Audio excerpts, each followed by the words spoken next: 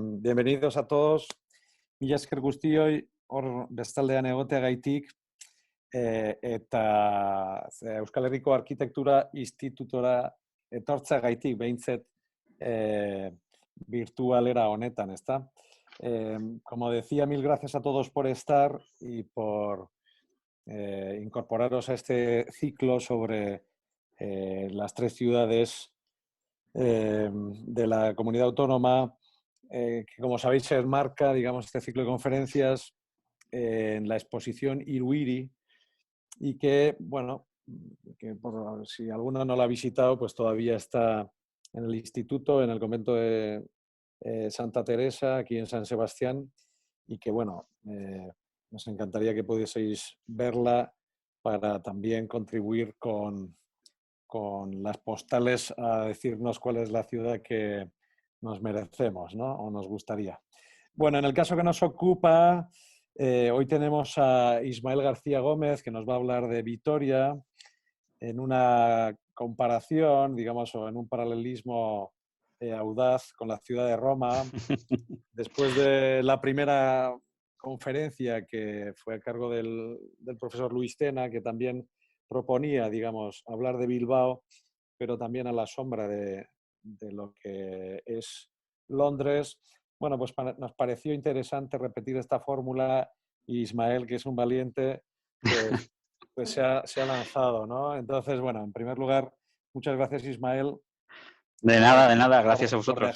por dejarte liar.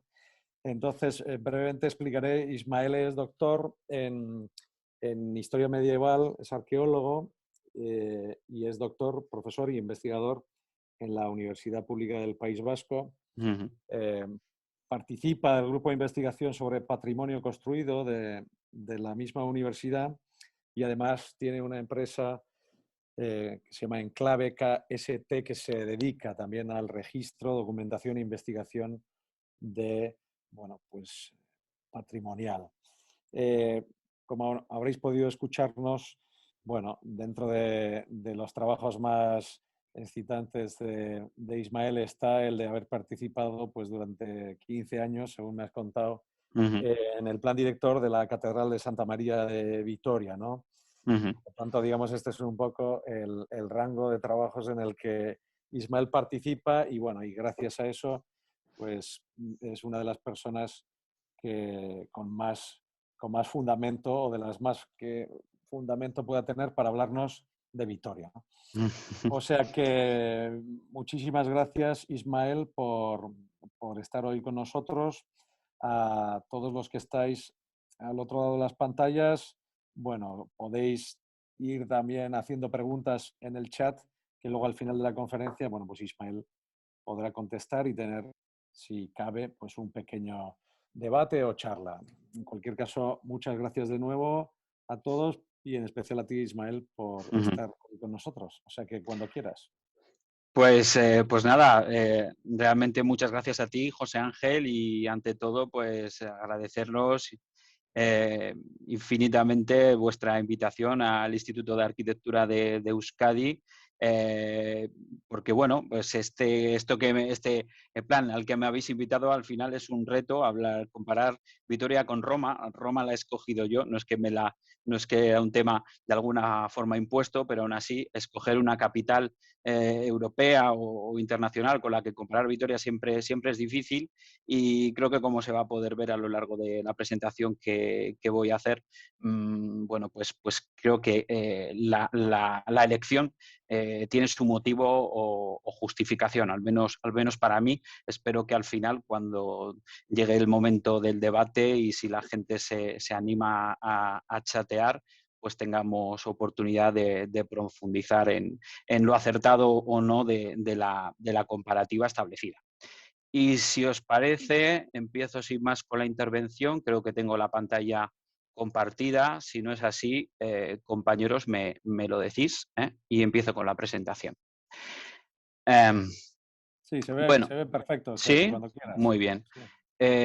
Bueno, también aquí, como sé que esta charla, ha habido mucha gente que lo ha preguntado por las redes, va a quedar registrada y se va a colocar en el canal de YouTube del Instituto de Arquitectura de Euskadi. Pues aquí pongo mis direcciones de Facebook, de Twitter y también la de Academia Edu, donde buena parte de las cosas que voy a comentar, sobre todo en el perfil de Academia Edu, la gente puede tener acceso a los artículos que tengo publicados online y en gran medida va a tener de esa forma acceso al material del que de hecho voy a hablar hoy, ¿no?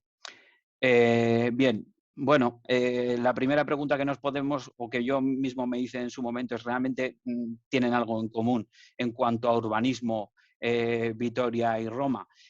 Por supuesto, más allá de lo obvio, en los dos casos hablamos de ciudades y por lo tanto ambas tienen urbanismo, pero tienen algunas particularidades que las unan específicamente a ellas frente a otras. Pues bueno, como digo, creo que alguna hay y a eso voy a dedicar un poco la exposición. En primer lugar, hay que advertir una diferencia de rango que es muy importante. Estoy comparando dos ciudades que tienen dos orígenes cronológicamente muy distantes. Por supuesto, la antigüedad de Roma es mucho mayor que la de Vitoria. En el caso de Roma nos estamos remontando como poco al siglo VIII a.C., mientras que en el caso de Gasteiz pues nos tenemos que bueno, retrasar 16 siglos más. Tenemos que remontarnos hasta el siglo VIII, pero en este caso después de Cristo, a la Edad Media. Por lo tanto, esta diferencia cronológica pues, podría de algún modo estar indicando que no hay posibilidad de conectar estas dos ciudades y, sin embargo, yo creo que hay elementos que sí nos permiten establecer una comparativa satisfactoria. Para establecer esa comparativa, yo me he basado sobre todo o me he inspirado en las ideas de otro arqueólogo, arqueólogo de arqueólogos, podríamos decir incluso, Andrea Carandini, que es, bueno, pues en muchos aspectos uno de los grandes ideólogos de la disciplina arqueológica en la actualidad, que se da la circunstancia, aparte de que trabaja en Roma, y bueno, pues al final buena parte de las lecturas que él aplica al registro arqueológico cuando ha trabajado en Roma son las que mejor o más me han servido para establecer los paralelos con el caso de Vitoria, puesto que yo, pues al final también soy de formación arqueólogo y mi punto de vista con respecto al urbanismo es fundamentalmente el de la arqueología, ¿no? Bien, la presentación voy a articularla o digamos la comparativa, me voy a fijar en 5 puntos comparables, ¿no? Cinco claves, digamos. La primera sería, lo primero que comparten, lo que es un origen urbanístico no planificado. Explicaré poco. Explicaré después un poco en qué consiste esto que estoy diciendo. También comparten que es la existencia de un relato oficial y muy particular sobre lo que son los orígenes de estas ciudades. También comparten, y esto pues para mí quizás es lo que más ha motivado el elegir estas dos, el elegir Roma, es que comparten un registro arqueológico muy bien estudiado, ¿no? En un cuarto punto hablaríamos de comparten un esqueleto urbanístico de base helicoidal. Este palabra, si me permitís, luego ya creo que se entenderá mejor cuando proceda a su explicación. ¿A qué me refiero con esqueleto urbanístico de base helicoidal? Y luego, por último, terminaré comentando que ambas ciudades tienen prácticamente desde su origen una voluntad centralizadora, una vocación, si queremos, un tanto capitalina, evidente en el caso de Roma, quizás menos evidente en el caso de Vitoria, pero intentaré justificarlo argumentalmente y sobre todo intentaré explicar qué impacto tiene eso sobre el urbanismo de ambas ciudades. Muy bien, pues el primer punto que me gustaría poner sobre la mesa, un poco para que se entienda la perspectiva desde la que voy a abordar la comparativa, es bueno, explicar un poco qué es la arqueología de la arquitectura, que es la disciplina que practico y la que practicamos los compañeros que pertenecemos al grupo de investigación en patrimonio construido de la Universidad del País Vasco. Y bueno, para ensayar una definición, pues podemos hacerlo de una forma relativamente sencilla. A ver, yo creo que prácticamente a todos, cuando hablamos de arqueología o de arqueólogos o de arqueólogas, lo que se nos viene en mente o lo que a la gente se le viene en mente es a un investigador que está sobre todo excavando en la tierra, ¿no? Que está haciendo hallazgos, excavando en un yacimiento concreto, en una localización concreta. Esta imagen, digamos, es el estereotipo que de algún modo todos manejamos o es el que habitualmente manejamos. Sin embargo, la arqueología de la arquitectura lo que nos está diciendo es que la estratigrafía, los elementos arqueológicos o de interés arqueológico no solo están contenidos en el subsuelo, sino que también subyacen o los contienen otros objetos que existen sobre cota cero. Es decir, cualquier edificio histórico, a poco antiguo que sea, ha recibido a lo largo del tiempo reformas, ampliaciones, destrucciones, reparaciones, etc. Todas estas acciones van dejando su rastro y van dejando su huella sobre la superficie, sobre los muros de esos edificios históricos. De tal modo que cuando llegan a nuestros días actuales y nos enfrentamos a ellos, nos damos cuenta de que en realidad todas estas distintas operaciones que se han hecho a lo largo del tiempo no son sino estratos, también es una estratigrafía. Lo mismo que cuando excavamos encontramos estratos, también los edificios históricos tienen estratos. Si somos capaces de hacer una lectura mediante el método estratigráfico de cuáles son esos estratos, podemos llegar a conocer la historia de esos edificios singulares, ¿no? A partir de la arqueología. Pero es más, la arqueología de la arquitectura no se preocupa solo de los edificios singulares, se preocupa sobre todo del urbanismo.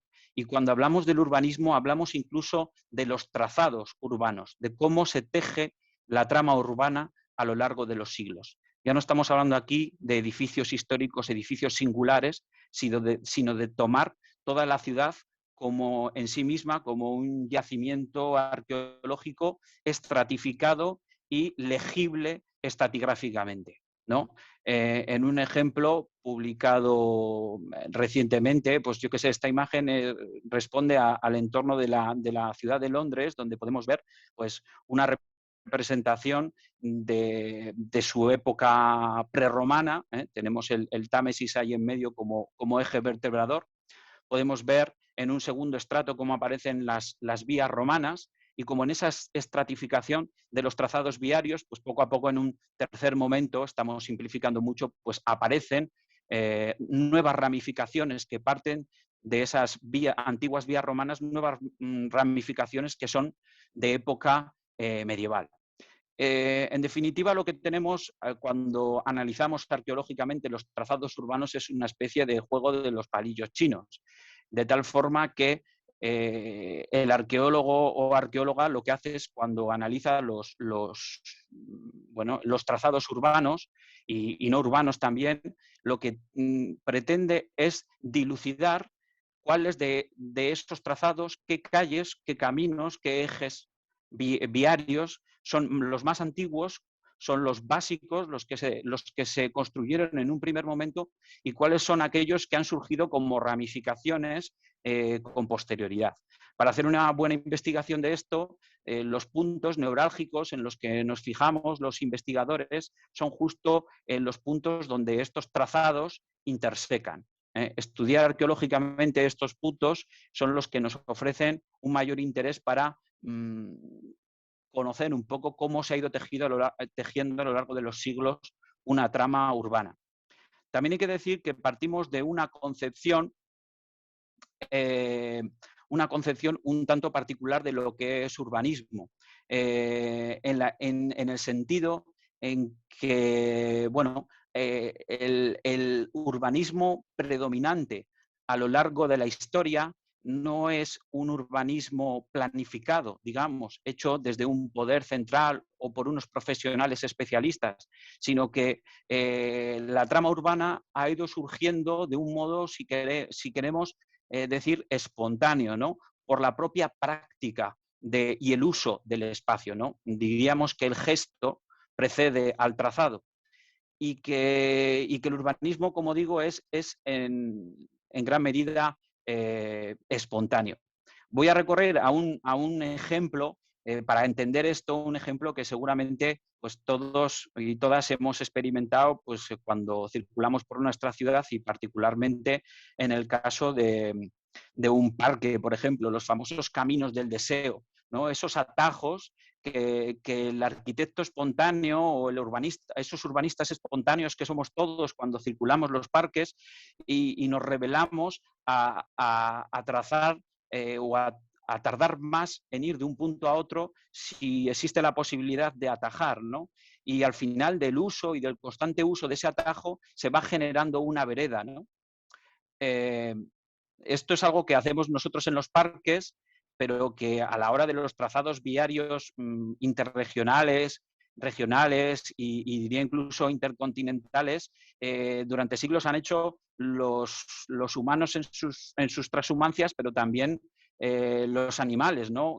Es curioso ver cómo cada civilización o en muchos países o en distintos idiomas hay distintas expresiones para referirse a lo mismo, ¿no? Estos caminos del deseo, en euskera se denominan más bien pues, los mandobideak, ¿no? Que son los caminos que hacen, o que hacían los asnos, también se les llaman, en Japón les llaman los caminos de los animales, en francés también les llaman los caminos de los asnos, en holandés los caminos de elefantes y en el mundo anglosajón los denominan los caminos de vaca, ¿no? Son caminos que nadie ha proyectado su trazado, que nadie ha planificado su trazado, que surgen de una práctica continuada de utilizar siempre la línea más corta entre dos puntos, tratando de economizar energías a la hora de moverse y de practicar el espacio. Hablando particularmente del urbanismo, estos mandobideak, estos caminos del deseo, son un concepto muy interesante, sobre todo si nos trasladamos a épocas pretéritas, a épocas históricas, porque en gran medida estos grandes caminos que son los que atraviesan todas nuestras geografías han sido los gérmenes, el germen de la calle.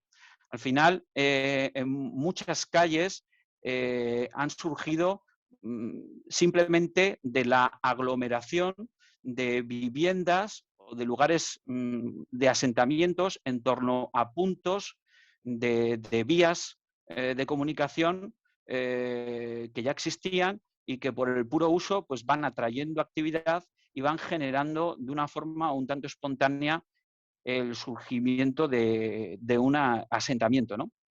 Entonces, quedémonos un poco con esta idea, ¿no? Que el germen de la calle, por lo tanto, del urbanismo, de este urbanismo de origen, vamos a decir, espontáneo, está en los caminos, que son también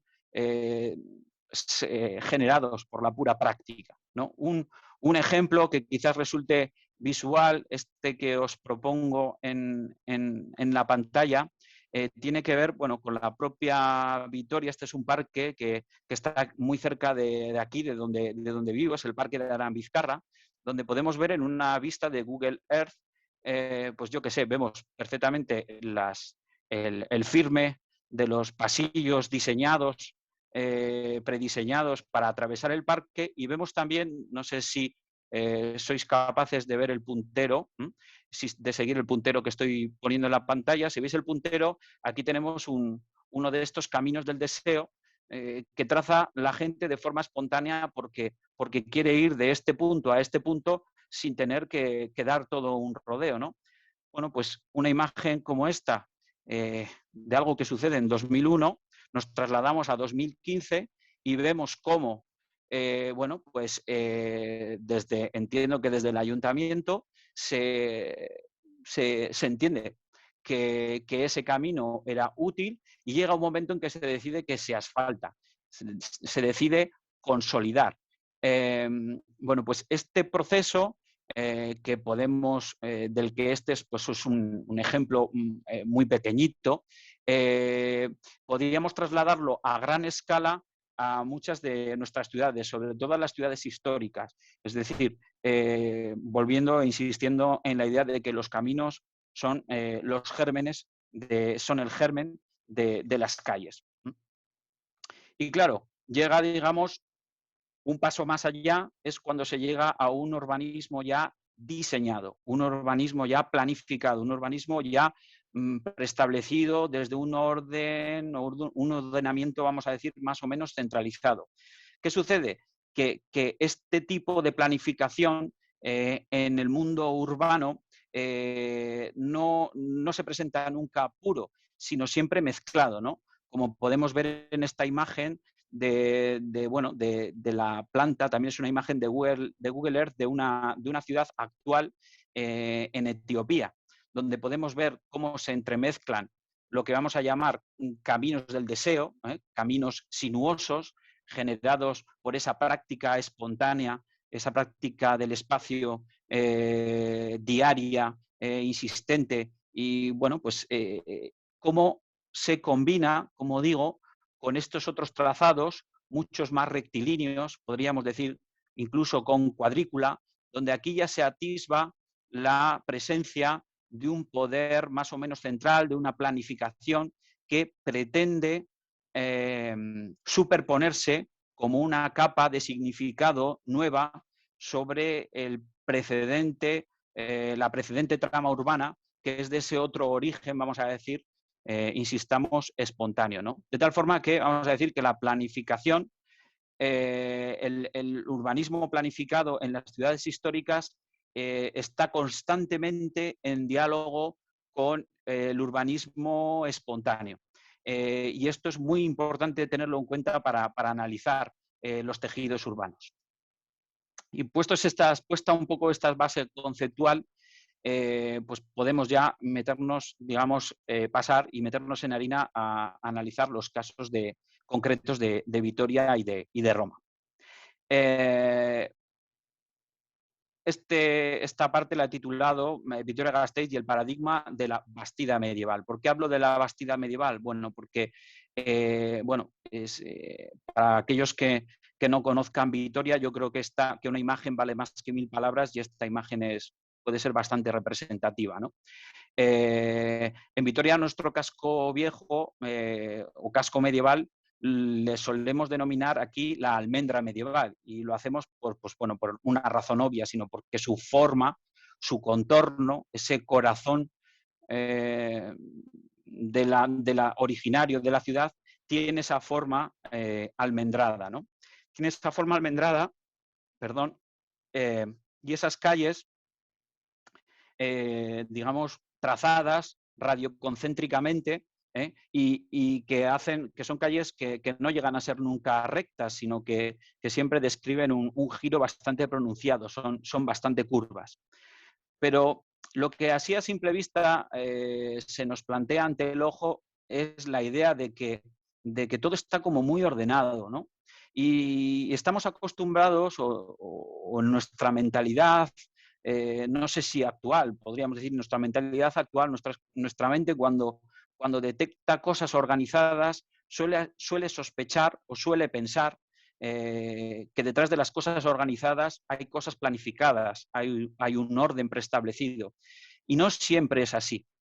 Por eso, bueno, siempre que se ha estudiado el urbanismo de Vitoria, el relato tradicional de los orígenes tiende a pensar en que esa forma urbana de Vitoria es producto de una planificación o de una organización que se ha ido estableciendo en 3 momentos y siempre por parte de un poder fuerte y, vamos a decir, centralizado, ¿no? El momento más importante siempre lo hemos tenido fijado en el caso de Vitoria en el año 1181. ese es el año en que el rey Sancho VI de Navarra concede fuero a la ciudad a la aldea de Gasteiz y la convierte desde ese momento en Vitoria. Se entiende, se sobreentiende, siempre se ha explicado así, hoy día todavía en algunos ámbitos se sigue explicando así. Bueno, pues se entiende que este rey viene acompañado de sus gentes, de sus consejeros, de sus urbanistas y de sus arquitectos, que son los que, bueno, toman aquella primitiva Gasteiz, la dotan de un recinto amurallado y trazan las primeras y fundamentales 3 calles que están en lo alto del cerro de la ciudad, porque esto no lo he comentado. Vitoria también tiene esa forma porque el núcleo fundamental está originado en lo alto de una colina, ¿no? El casco viejo de Vitoria está como en una pequeña elevación, en un pequeño montecito. El resto de monarcas irán interviniendo en fases sucesivas, irán procediendo con distintas ampliaciones de la ciudad, con 3 calles hacia el lado oeste en el año 1202 con el reinado de Alfonso VIII y hacia el este en el año 1256 con Alfonso X de Castilla. Pero siempre con la idea de que son prácticamente casi, a veces se transmite la idea cuando lees la historiografía tradicional, a veces da la equívoca impresión de que son los propios reyes los que idean estas ampliaciones. Como vamos a poder ver, esto es cuando menos bastante discutible. En primer lugar, en el caso de Vitoria es obligatorio preguntarse sobre qué era Gasteiz. Hoy día estamos acostumbrados a hablar de Vitoria-Gasteiz, pero claro, ¿qué es Gasteiz? Gasteiz es la denominación que recibía la aldea previa a la fundación. El caserío, el asentamiento existente en lo alto del cerro, cuando llega Sancho VI y funda Vitoria. Entonces, en la lectura tradicional de estos orígenes, esta Gasteiz es algo parecido a la nada. Decía Eulogio Serdán, como muestro en pantalla, que Gasteiz era una aldea, insignificante como muchas, de escasísimo vecindario, sin otra característica que su situación geográfica. Es decir, algo absolutamente, vamos a decir, casi despreciable, sin interés. Claro, eso permitía entender, de algún modo, que sobre esa tabula rasa, sobre esa página en blanco, se entendía mucho mejor este planteamiento de que los distintos reyes, en particular pues Sancho VI de Navarra en ese año 1181, pues vengan con ideas innovadoras, en este caso incluso importadas desde Francia. Estas tramas urbanas en forma de bastida proceden sobre todo de ámbito francés. Bien, pues estas bastidas, esta idea de las bastidas era la que utilizábamos hasta ahora para entender el urbanismo de Vitoria. Ahora bien, ¿qué sucede cuando, como marca la flecha, desde hace 20 años hacemos las excavaciones en la Catedral de Santa María? Pues nos encontramos con un panorama de preexistencias, de realidades protourbanas anteriores al año de fundación, hablamos del año 1181, es decir, finales del siglo XII. Con las excavaciones de la Catedral de Santa María hemos logrado conocer cómo era el urbanismo de la primitiva Gasteiz ya en el siglo VIII, es decir, 400 años antes de la propia fundación de la ciudad. Y esta imagen representa lo más antiguo que nos encontramos. Y hablamos de un protourbanismo pues donde no hay trazados urbanos claros, donde no hay líneas rectas, donde no hay atisbo de planificación. En las excavaciones que pudimos hacer en la Plaza de Santa María, sin embargo, pues se hicieron hallazgos, como se marcan las flechas, de zonas empedradas que lo que nos estaban denotando era la aparición de las primitivas calles. De acuerdo que esto no son empedrados de gran envergadura, no es una calzada romana ni nada que se le parezca, son encachados, bastante toscos, pero el hecho de que estén estos pavimentos de estas calles hechos en piedra, ya nos están hablando de que es un asentamiento relativamente importante. Y claro, un asentamiento relativamente importante, ¿de cuándo? Bueno, pues las dataciones de carbono 14 y los análisis estratigráficos nos dicen que este urbanismo es del siglo XI, es decir, anterior a la concesión del fuero por parte de Sancho el Sabio. Es decir, estas calles ya existían, o al menos parcialmente ya habían sido trazadas por el uso, antes incluso de la intervención que conozcamos de ningún poder ni monárquico, ni de reyes, ni de ningún otro tipo. Entonces, ese paradigma de la Bastida, en el caso, es muy parecido a lo que sucede con Roma. Yo no sé si os habéis parado a pensar muchas veces, seguramente sí, que cuando hablamos, o por lo menos cuando nos enseñaban en clase y hablábamos del urbanismo en época clásica o en época romana, se hacía especialmente énfasis en los trazados hipodámicos, en los trazados en cuadrícula, que perfectamente estaban de plena actualidad en época del Imperio Romano, de la República Romana, etcétera, etcétera. Lo vemos aquí, por ejemplo, en casos como la ciudad de Florencia, ¿no? Donde se distingue perfectamente el entramado bien organizado de época romana del resto del trazado, digamos, más o menos caótico de época medieval. Pero claro, es que en el caso de Florencia estamos hablando de una fundación, no sé si podemos hablar de una colonia, pero es una fundación ex novo. Es decir, Florencia es un sitio que conquistan de algún modo los romanos y ellos exportan su forma de trabajar, su forma de organizar las ciudades. Pero la pregunta que tendríamos que hacernos es ¿y qué hacen los propios romanos con su metrópoli? Si vamos a la trama urbana de la propia Roma, de la propia capital del imperio, nos daremos cuenta que allí para encontrar trazados hipodámicos es muy complicado, por no decir prácticamente imposible, quizás en zonas muy concretas. ¿Por qué es esto? Porque paradójicamente la propia capital de Roma su urbanismo es el fruto del uso a lo largo de siglos y siglos en que la planificación no ha sido la regla imperante a la hora el crecimiento urbano, ¿no? Roma puede imponer su urbanismo o una forma de hacer urbanismo a sus colonias o a las zonas conquistadas, pero paradójicamente en el corazón del imperio ese orden no se detecta o no existe. Esta es una cosa que creo que es una de las primeras cosas que quería comparar en el caso de Roma y de Vitoria. La inexistencia en un primer momento de un trazado organizado como solemos o como se suele pensar habitualmente. La idealización de este acto urbanizador, de este urbanismo, hipodámico o no,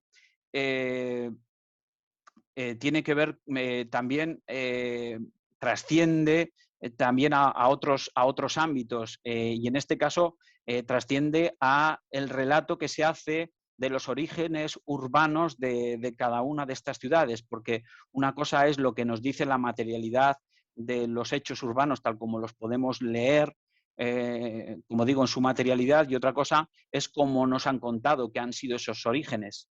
Y es aquí donde, bueno, concretamente en un pequeño articulito que escribí, que si a alguien le interesa se lo puede descargar en Academia Edu, bueno, en el que me preguntaba, ¿qué había antes de la fundación de Vitoria? Incluso, ¿qué había antes de que Gasteiz fuese Gasteiz? Claro, cuando me hacía esta pregunta y utilicé como una de mis fuentes como decía este arqueólogo Andrea Carandini, leyendo este libro, Roma, il primo giorno, encontré ideas sobre los primeros orígenes de Roma que yo creo que eran completamente trasladables al contexto arqueológico que nos encontrábamos en Vitoria, aunque allí estuviésemos hablando de la antigüedad y aquí estuviésemos hablando de la Edad Media, ¿no? Había cosas que se podían trasladar sin ningún problema. y son perfectamente, yo creo que se pueden establecer paralelos bastante interesantes. Por ejemplo, bueno, todos conocemos más o menos la leyenda de Rómulo y Remo, y en particular las acciones que hizo Rómulo para a la hora de fundar o trazar la primera forma urbis de la propia Roma. Pues en el caso de Vitoria, creo que se pueden establecer ciertos paralelos entre este personaje un tanto mítico que podemos considerar a Rómulo, aunque sabemos que detrás de este personaje mítico hay historia real, que vamos, que fue un personaje que existió. En el caso de Vitoria, cuando hablamos de ese Sancho VI de Navarra, en este caso sí, sabemos completamente y a ciencia cierta que este fue un personaje que existió, sabemos muchas cosas de su vida, pero sí que a lo largo de los últimos siglos la investigación histórica ha ido, bueno, adornando, vamos a decir, este papel importante que tuvo a la hora de fundar Vitoria, haciendo que hasta cierto punto podamos decir que Sancho VI es como, por así decir, el Rómulo de Vitoria, ¿no? ¿Qué es lo que hizo en Roma Rómulo? Perdón. Bueno, sabemos que con el arado, voy a ir muy rápido, con el arado trazó un círculo, dicen unos, o una forma más o menos cuadrangular, dicen otros, definiendo, digamos, lo que queda dentro y lo que queda fuera.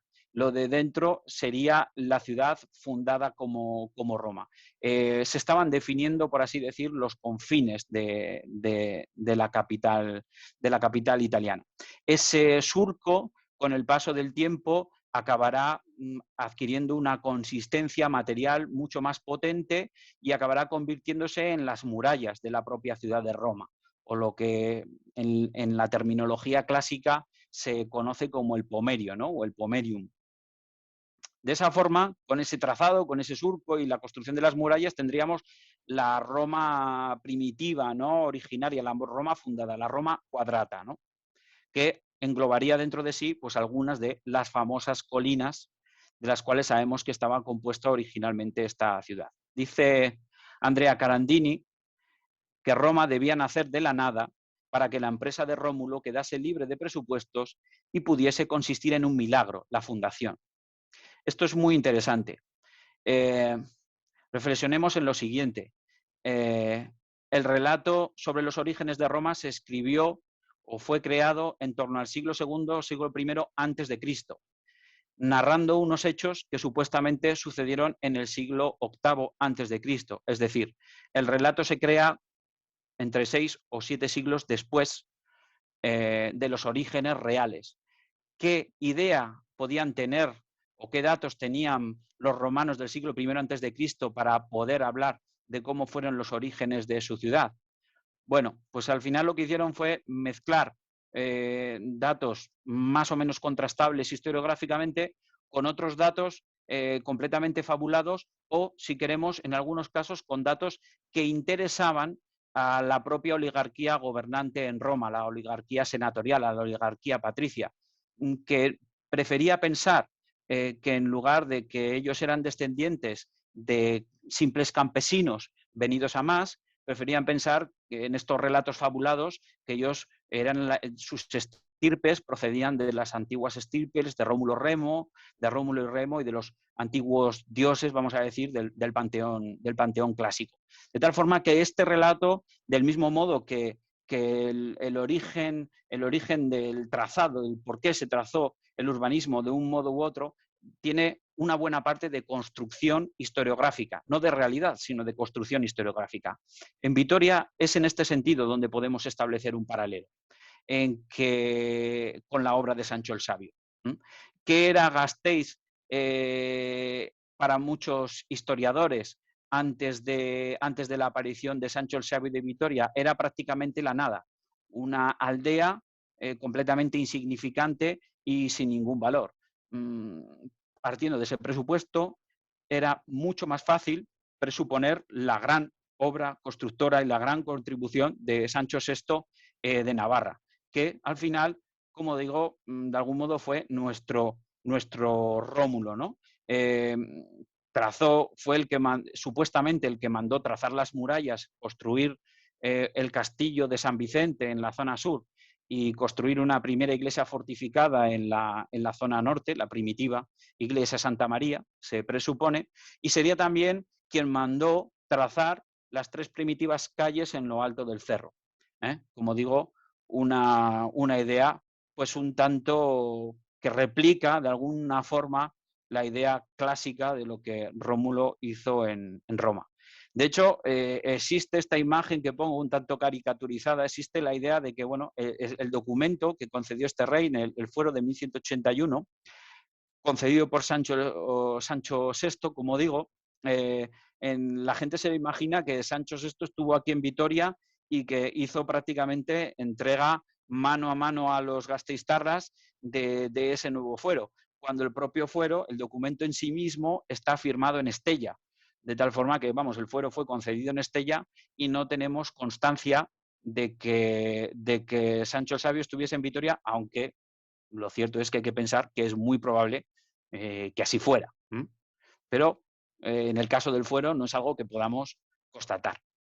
Bien, en el caso de Vitoria, al final también vemos a una oligarquía. Vemos que este relato de los orígenes en relación a Sancho VI no se construye en época del propio Sancho VI, sino que es un relato historiográfico que empieza a verificarse, a tomar forma en el siglo XV, y que es desde el siglo XV y echando una mirada hacia el siglo XII en la que los nuevos historiadores y la oligarquía a la que pertenecen estos historiadores repiensan como mejor les viene los datos existentes, pero los repiensan un poco bajo sus intereses. Y los intereses que ellos tienen en el siglo XV es una idea donde hay una oligarquía poderosa al frente de la ciudad, sobre todo una oligarquía pactista que gobierna con el consentimiento de los reyes.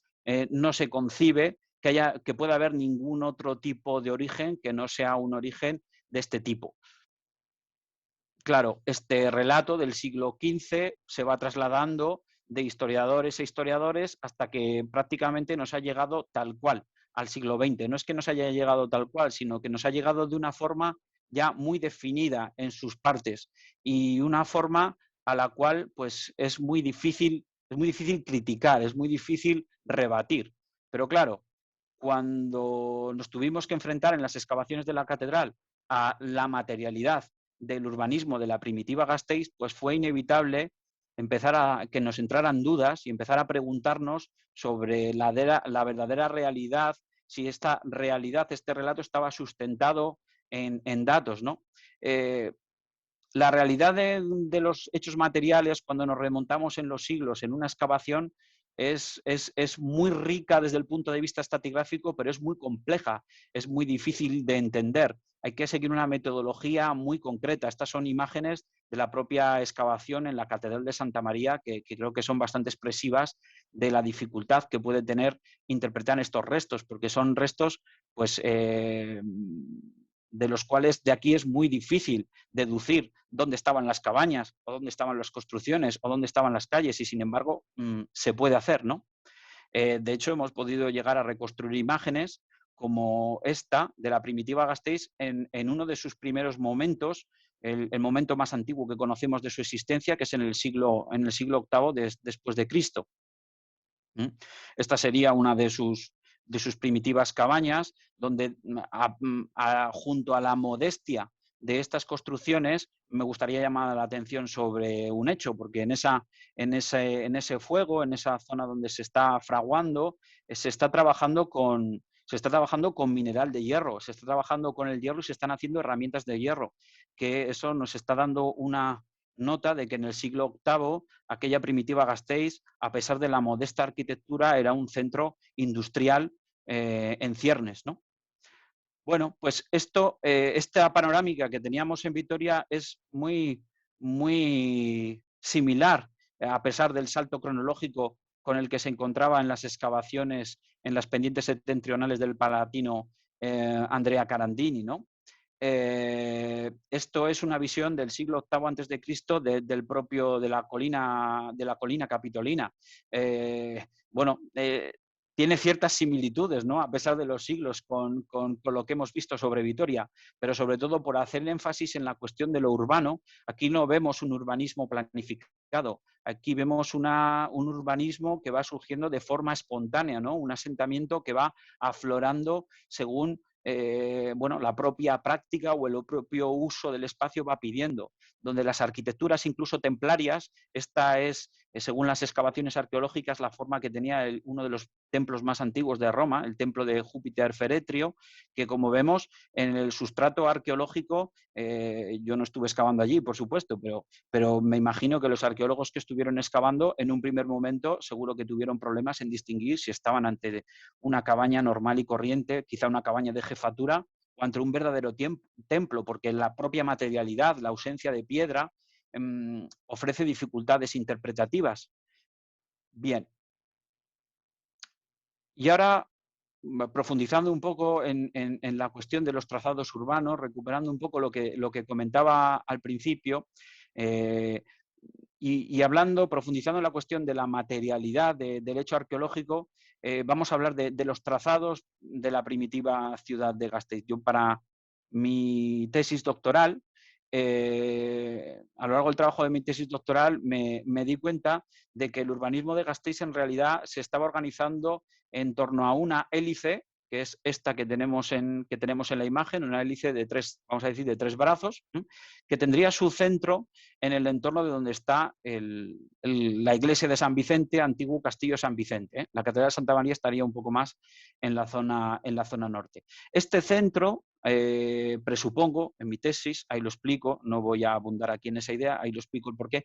Aquí es donde presumiblemente estuvo el origen de la ciudad. Aquí todavía no hemos tenido oportunidad de excavar, espero que en un futuro pueda hacerse en el entorno de la iglesia de San Vicente, sería muy interesante, pero ahí podríamos establecer que es el centro, digamos, originario, donde fue emanando urbanismo la ciudad de Vitoria. Pero analizando un poco esa triple hélice y los brazos de esa hélice hacia donde apuntaban, fue muy interesante constatar cómo dos de ellos, los que partían hacia el sur, coincidían en sus extremos opuestos con dos lugares bien conocidos por los arqueólogos, que eran dos antiguos yacimientos romanos, el de Arcaya, que ha dado restos muy importantes, y otro algo menos conocido, que es el de Salvatierravide, que es aquí, que nos habla también de otro asentamiento de época romana, que estaba ambos construidos o que flanqueaban el trazado, marcado aquí en azul, de una antigua vía romana, la ITER 34 a Astúrica-Burdiga. En este caso sí que hablamos de un hecho arqueológico de época romana, ¿no? Da la sensación de que la primitiva Gasteiz surge de algún modo como a la sombra o a expensas de este primitivo trazado romano que presumiblemente en la Edad Media sigue en uso, ¿no? Esta es una imagen del año 1812, donde podemos ver, pues, es la misma imagen, solo que trasladada a un plano donde todavía, hoy día ya es imposible, pero en esta época, en 1812, todavía podían verse el trazado de esos antiguos caminos, ¿no? También esta es otra vista, con la otra perspectiva de la misma idea. Al final, lo que subyace es que todos estos trazados son trazados que han sido englobados actualmente dentro de la ciudad, la ciudad ha ido creciendo y los ha ido englobando dentro de sí, de tal forma que hoy día aparecen enmascarados como si fueran calles, lo que en realidad son antiguos trazados, vamos a decir, interurbanos, que es donde está realmente el origen del urbanismo de muchas ciudades y en este caso en particular de Vitoria. Pero también en el caso de Roma, porque cuando hablamos de los orígenes de Roma, bueno, casi siempre vamos a la idea de las distintas colinas que conformaban el aglomerado del asentamiento.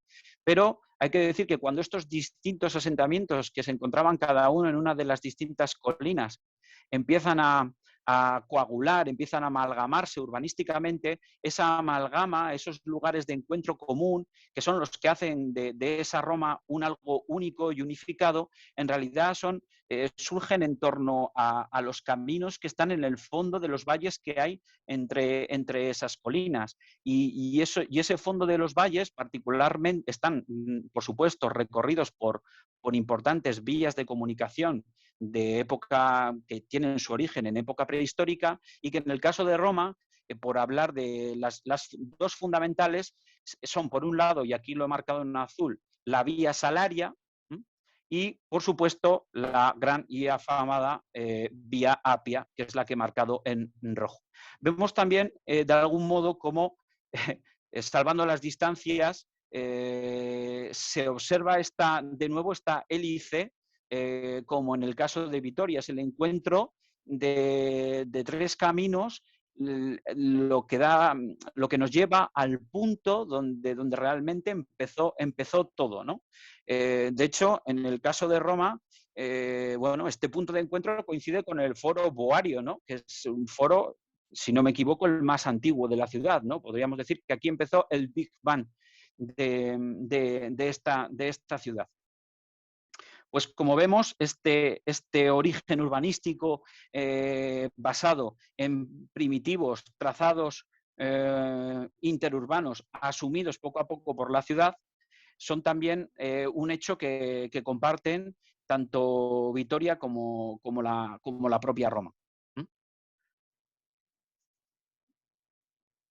Y luego, por último, ya el último punto que quería tocar tiene que ver con la idea de que en ambos casos, en Roma y en Vitoria, se observa por la articulación urbana y por bueno, las características demográficas y la actividad comercial que se va concentrando en Vitoria, pues vemos cómo hay una cierta tendencia ya desde su origen a centralizar poder. Si hablamos de poder en Roma, por supuesto, podríamos remontarnos al poder de los emperadores, pero ¿quiénes fueron los herederos o quién fue el heredero del poder de los emperadores cuando, vamos a decir, desapareció o se desintegró el Imperio Romano? Pues la Iglesia y el Papa, que siguió teniendo la propia Roma como gran referencia de la cristiandad. La cristiandad, de alguna forma, era la gran heredera también de aquel primitivo Imperio Romano. Y entonces, ¿qué sucede en el urbanismo de la ciudad de Roma? Pues como podemos ver en este plano de Alejandro Strozzi del año 1474, si nos fijamos en los detalles, bueno, se observan a simple vista, observamos muy bien el encintado murario, los restos de acueductos, los restos del Coliseo, etcétera, etcétera, de muchos, vamos a decir, vestigios todavía procedentes de la antigüedad, pero poco a poco se van entremezclando con un montón de templos y conventos de carácter cristiano que son los que, digamos, van modificando ese tejido urbano intramuros en la capital de Italia. Eso de que nos está hablando, ese es un hecho material que nos está hablando bueno, de la influencia de todas estas estructuras jerárquicas de la propia Iglesia y su capacidad de interferir, digamos, o de influir en cómo se va construyendo la ciudad, no solo en sus aspectos más institucionales, sino también en sus aspectos materiales y de trazado urbano. Y esto que vemos que se observa en el caso de Roma, si lo trasladamos a Vitoria, bueno, pues tiene un cierto parangón, porque Vitoria prácticamente desde sus orígenes nace con la vocación de ser una ciudad episcopal, sede de un obispado. Empecemos simplemente viendo un poco un mapa de los templos, que fijémonos en el núcleo medieval, la cantidad de templos que se concentraron en el caso de Vitoria. El más antiguo, el de San Vicente, Luego tendremos el de Santa María, que es el que mejor conocemos arqueológicamente. San Miguel, que es el primero que aparece mencionado con su nombre en el fuero del año 1181. Hay otros, San Pedro, San Ildefonso. Estos son iglesias, digamos, parroquias. Iglesias seculares, vamos a decir. Mientras que también, y muy importante desde el punto de vista de la influencia que tuvieron de urbanística, hay que hablar de los franciscanos y la fundación del convento de San Francisco, y también de la llegada de los dominicos en el norte de la ciudad y la fundación del convento de Santo Domingo. Los propios franciscanos, o mejor dicho, la rama femenina, también tuvo su sede en la plena Edad Media, ya esto fundada en el siglo XIII, en Vitoria se fundó el templo de Santa Clara. Entonces vemos que en muy poco espacio, bueno, podríamos añadir Santa Cruz, que fue un convento fundado en el siglo XVI, y el de la Purísima Concepción. De tal forma que el escenario que tendríamos en el XVI es una entidad muy abigarrada a nivel religioso y con conventos. Todos estos elementos tuvieron una gran influencia en la configuración urbanística de la ciudad. Y aquí hay una interacción de ida y vuelta, porque si observamos, ahora acabo de superponer lo que es el trazado de la hélice primitiva de los principales ejes viarios que atraviesan Vitoria, y si nos fijamos, prácticamente todos estos conventos y estas iglesias se insertan en puntos muy cercanos a estas vías de comunicación principales. Estar bien comunicado, por supuesto, era fundamental. Ay, perdón, me he salido de la... Voy a volver a entrar. Bien.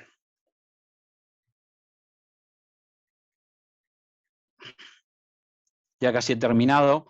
Bueno, aquí un poco por hacernos en esta reconstrucción de cuál podría ser el impacto visual sobre la primitiva Gasteiz.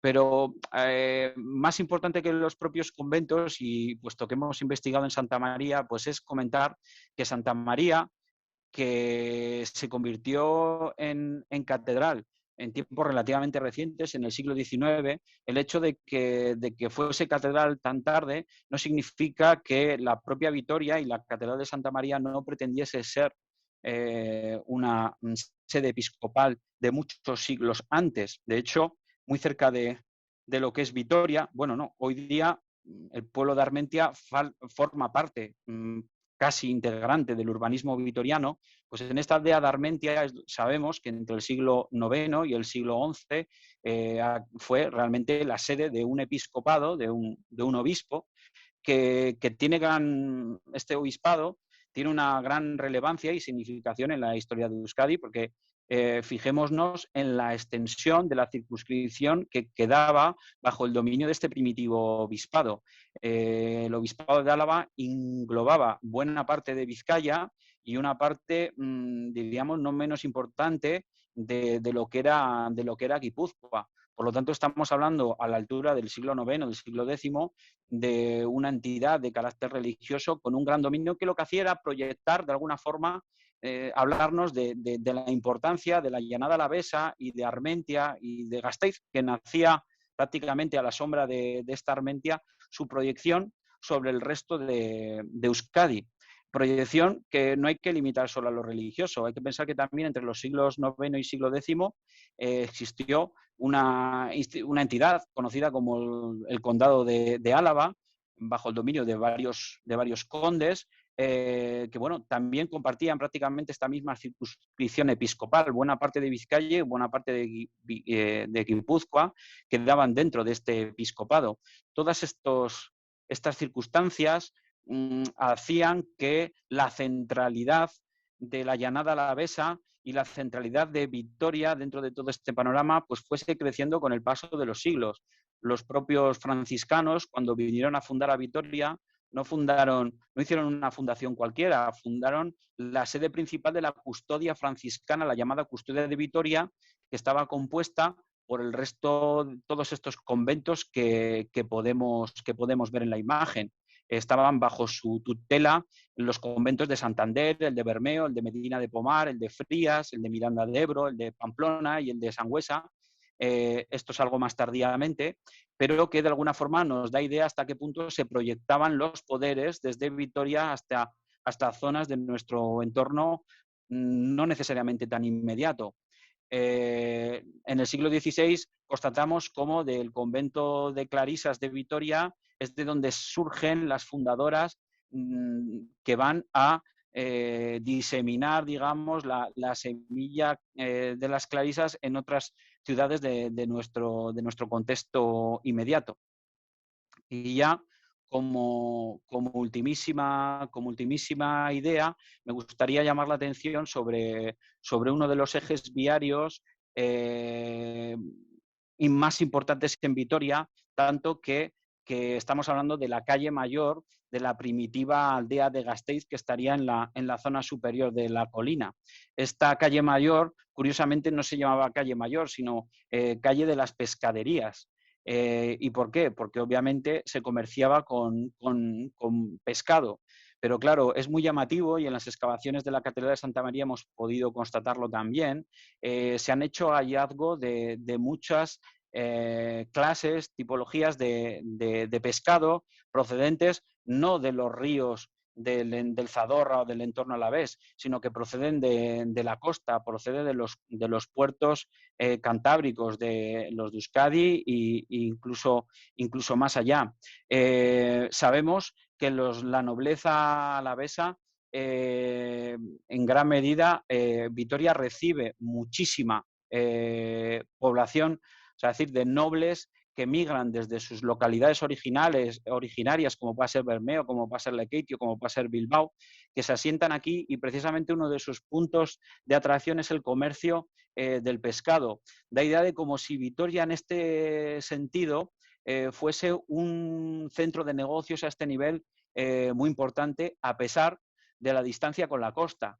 Y refrendando un poco esta idea está el hecho de que Vitoria fuese la única ciudad de interior que pasó a formar parte de la llamada Hermandad de las Marismas de Castilla, la primitiva flota marina de Castilla, que la conformaban las respectivas flotas de los puertos de Santander, de Laredo, de Casturdiales, de Bermeo, de Guetaria, de San Sebastián y de Fuenterrabía, y Vitoria era la única zona de interior, probablemente porque Vitoria funcionaba como punto de redistribución hacia el interior de la meseta. En fin, el impacto urbano de estas conexiones con la costa hizo de Vitoria que fuese hasta el siglo XVI un lugar tractor desde el punto de vista demográfico y de tal forma que más allá incluso de lo que es la antigua almendra medieval, nuclear, fuesen surgiendo polos nuevos de urbanismo en torno a las vías de comunicación principales que salían de la ciudad. Y en estas formas que he marcado en color amarillo, fueron surgiendo arrabales que también tuvieron bastante importancia desde el punto de vista económico y bastante impacto urbanístico, sobre todo los que están hacia el sur. Si bien hay que decir que pasado el siglo XVI, Vitoria, como otras ciudades, entran en un largo periodo de crisis y al final vemos que en 1812, que es de donde la fecha a la que se puede adscribir este plano, vemos que Vitoria todavía en 1812, es decir, pasados 2 o 3 siglos, todavía no ha conseguido superar urbanísticamente esa almendra medieval. Sigue siendo un espacio que durante 3 siglos quedó como sumido en una especie de largo sueño. Y bueno, y con esto, pues un poco era la idea que tenía de las cuestiones que quería comentaros, que quería compartir con vosotros y con vosotras. Y bueno, pues si queréis a través del chat plantear alguna cuestión, pues yo creo que es el momento.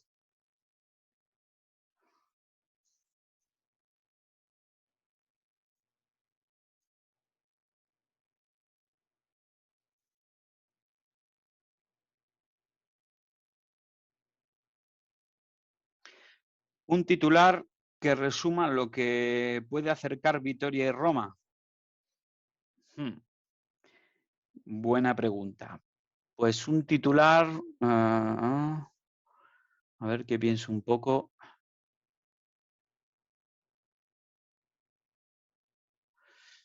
Me resulta especialmente interesante la coincidencia en esos orígenes mitológicos en el caso de Roma, con Remo, y los paralelos que se pueden establecer con Sancho el Sabio.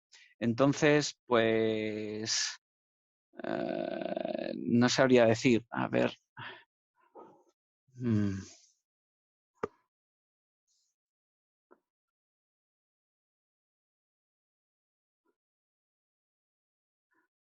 No sé, necesitaría un poco más tiempo para pensarlo.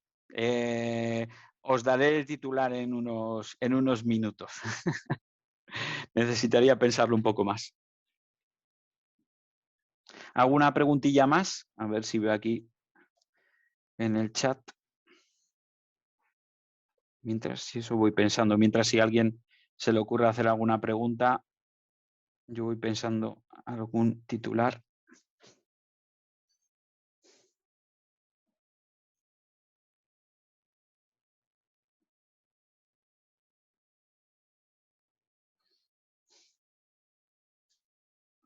Yo diría algo así, por haciendo como englobando todo, yo diría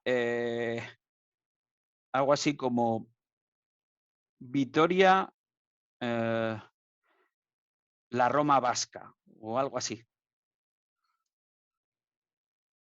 Yo diría que Vitoria con respecto a Euskadi, aunque si hablemos el abanico y consideramos, por supuesto, que yo lo he dejado fuera del discurso por no pasarme con el tiempo, pero a ver, no podemos olvidar el panorama que se nos dibuja con la vecina Iruña, me refiero a Pamplona, no me refiero a Iruña Velella, al yacimiento arqueológico, porque claro, Pamplona sí que tiene una sede episcopal muy potente, tiene incluso orígenes romanos y en nuestro contexto inmediato, si hay algo que se parece a Roma, es más Pamplona incluso que Vitoria.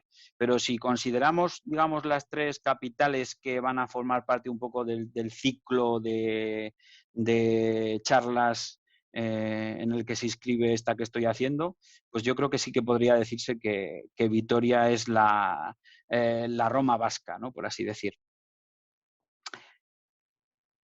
Aitor, además del Papa Adriano VI, ¿hubo algún otro personaje que una ambas ciudades en la historia o en lo social? Pues lo cierto es que si trascendiendo del tema urbanístico fuésemos al tema de personajes en sí mismos, hay muchos personajes que han tenido una relación importante con Vitoria que también la han tenido con Roma. No sé, se me viene ahora por ir a uno que cual pueda resultar curioso a la gente, pues yo que sé, hablando del primitivo obispado de Álava.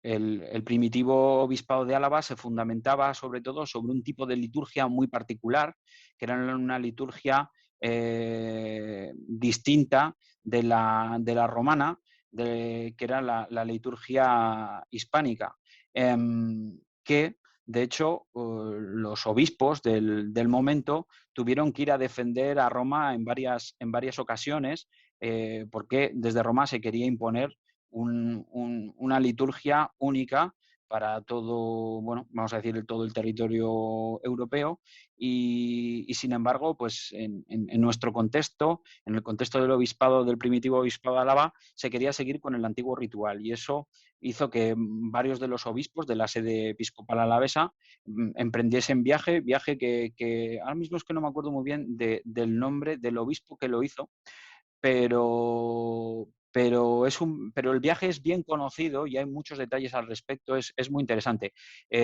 Si tienes interés sobre el tema, Aitor, luego me contactas, que creo que ya sabes cómo, y te aclaro más este extremo. Incluso te puedo hablar de algún otro personaje.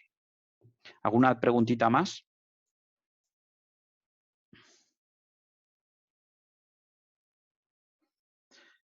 Algo nuevo sobre los restos del convento de San Francisco. Nada, Héctor, de nada, Héctor.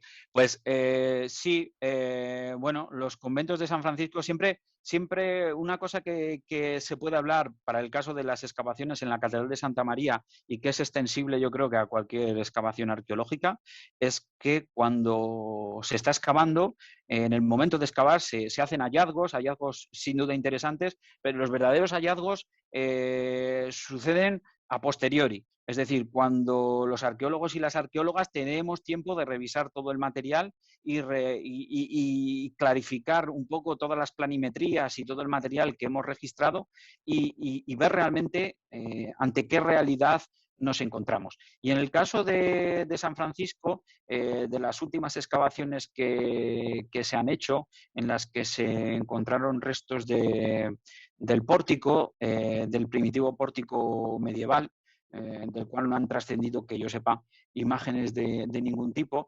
Estamos ahora en proceso por supuesto está en proceso de estudio, pero ahora hemos empezado y espero poder distribuir alguna imagen en breve de una reconstrucción visual 3D de cómo se veía ese convento o la parte del pórtico de ese convento que ha sido el que ha salido en las excavaciones. Yo creo que visualmente, cuando la gente tenga oportunidad de ver esta imagen, sobre todo para la gente que sea de Vitoria, va a quedar gratamente sorprendida de descubrir que en un sitio donde pensábamos que prácticamente no lo sabíamos todo sobre él, pues ahí nos reserva todavía muchas, muchas sorpresas.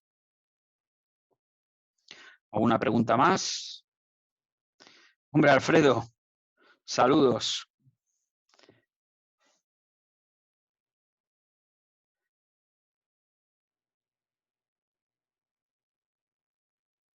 Bien, pues creo que nos hemos quedado ahí. Creo que ahí nos quedamos. No sé, mis compañeras, Alba. Bye, Ismael. ¿Qué tal? Bueno, es que ricasco por la conferencia. Te despido en nombre de José, que se ha tenido que marchar. Sí. Y en nombre del instituto también. Es que ricasco por la charla, por seguir dando valor al programa que queremos proponer en torno a Iruiri, a nuestras ciudades. Y nada, pues recordamos que vamos a volver a poner la conferencia en YouTube por si alguien ha llegado tarde o se la ha perdido. Y nada, pues esperamos verte pronto. Pues nada, yo hasta cuando queráis seguimos en contacto y colaborando. Perfecto, nosotras encantadas. Un placer. Venga. Es que ricasco a todos por uniros. Agur, agur. Agur.